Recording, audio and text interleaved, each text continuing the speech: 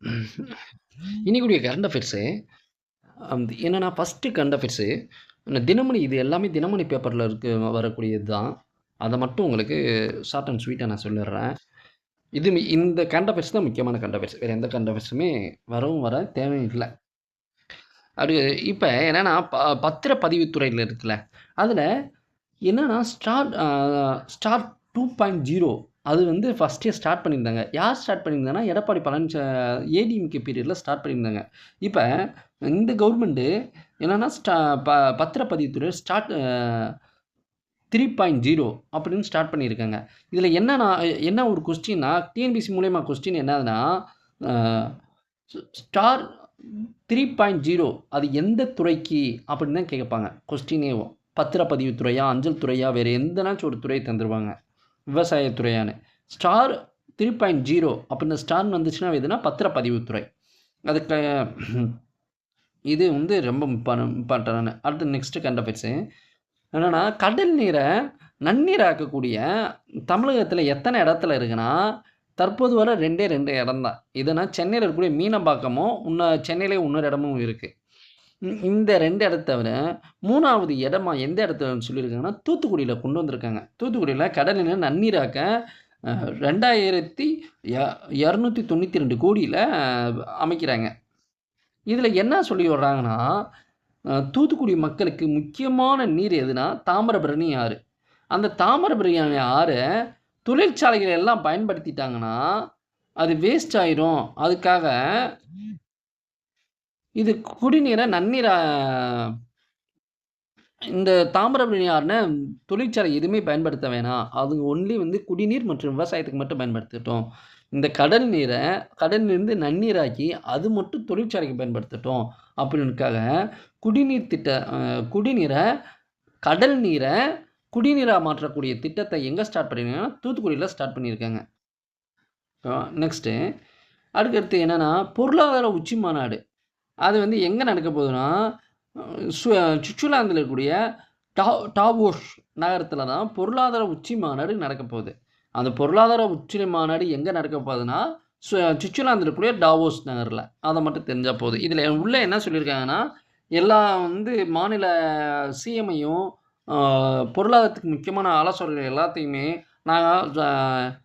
நாங்கள் சுவிட்சர்லாந்தில் இருக்கக்கூடிய டாவோஸ் பொருளாதார உச்சி மாநாடு நடக்கக்கூடிய அந்த இதுக்கு அழைப்பு விட்டுருக்கோம் அப்படின்றக்கூடிய பாயிண்ட் எல்லாமே சொல்லியிருக்காங்க. அது தேவையில்லை. பொருளாதார உச்சி மாநாடு எங்கே நடக்க போகுதுன்னா, சுவிட்சர்லாந்தில் டாவோஸ் நகரத்தில்.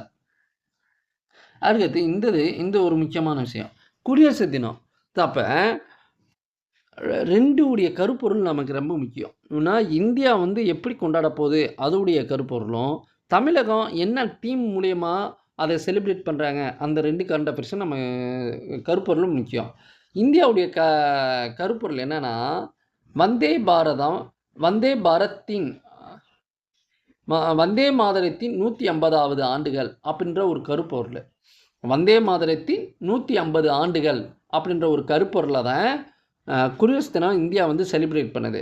தமிழகம் வந்து என்ன தீமில் அந்த டிசைனிங்லாம் பண்ணி கொண்டு போகுதுன்னா, இது தமிழகத்தில் இந்த டிசைனிங் பண்ணுறது யார் அப்படின்னா, தமிழக செய்தி மற்றும் மக்கள் தொடர்பு துறை.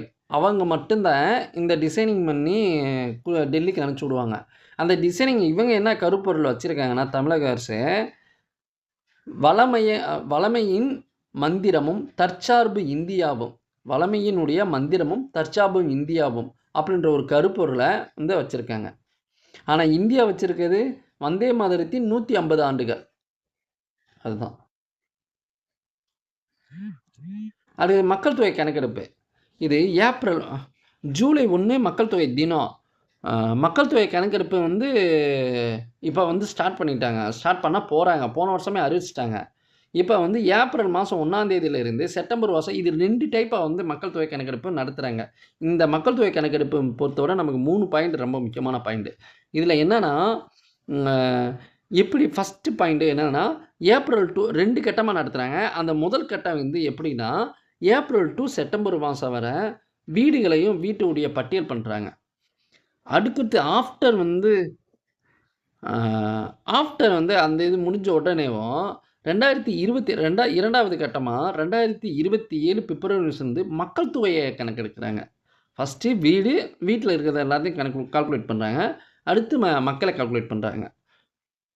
3வது பாயிண்ட் என்னென்னா, இந்த மக்கள் தொகை கணக்கெடுப்பு எது மூலியமாக இருக்குன்னா, டிஜிட்டல் தொழில்நுட்பம் மூலியமா மக்கள் தொகை கணக்கெடுப்பு நடத்துகிறாங்க. இதுக்கு ஆகக்கூடிய செலவு 11,718,00,000. அடுத்தது தேர்தல் ஆணையம். இப்போ இந்த கரண்ட் அஃபேர்ஸ் ரொம்ப முக்கியம். தேர்தல் ஆணையம் வந்து தேர்தல் ஆணைய தொடர்புடைய அனைத்து தகவல்களையும் ஒரே இடத்துல கிடைக்கக்கூடிய ஒரு செயலியை உருவாக்கியிருக்காங்க.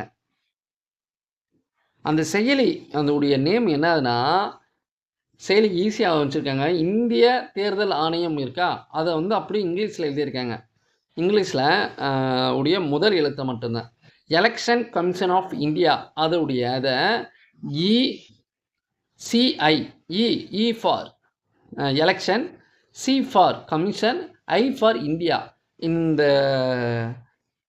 இந்த இதில் வந்து ஒரு செயலியை உருவாக்கியிருக்காங்க. இந்த செயலி மூலயமா தேர்தல் கட்சிக்காரங்க, மக்கள்கள் அவங்களுக்கு என்னென்ன தகவல் வந்து தேவைப்படுமோ அது எல்லாத்தையுமே இந்திய தேர்தல் ஆணையம் மூலயமா இந்த தகவல் எல்லாம் சொல்கிறாங்க.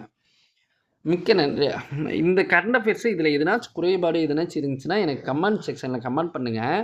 இந்த வாட்ஸ்அப் லிங்க்கில் நீங்கள் ஜாயின் பண்ணிக்கோங்க. நான் வேலைக்கு தொடர்ந்து உங்களுக்கு நான் போடணும், நிறையா சொல்லணும்னு தான் நான் பிளான் பண்ணுறது. நான் வேலைக்கு போயிருக்கிறதுனால எனக்கு வேலையிலேருந்து வர்றதே எனக்கு நான் கோஆப்ரேட்டில் தான் ஒர்க் பண்ணுறேன். எனக்கு வேலையிலேருந்து வர்றதுக்கே எனக்கு டைம் ஆயிடுது. அதனால தான் நான் தகவல் வந்து எதுவுமே போட முடியல. மேக்ஸிமம் நான் டெய்லி ஒரு பிளான் பண்ணி ஷெட்யூல் பண்ணி வந்து 100 நாள் வந்து எப்படி முடிக்கணும் அப்படின்றத வந்து எப்படினாச்சும் உங்களை கிளியர் பண்ணுற அளவுக்கு நான் கொண்டு வந்துடுவேன். அந்த நம்பிக்கை இருக்குது. இது 4க்கு நான் சொல்லலை, 2க்கே நான் சொல்கிறேன். 2 மெயின்ஸுக்கே நான் சொல்கிறேன். அது வந்து அப்படி தான் பிளான் பண்ணி வச்சது.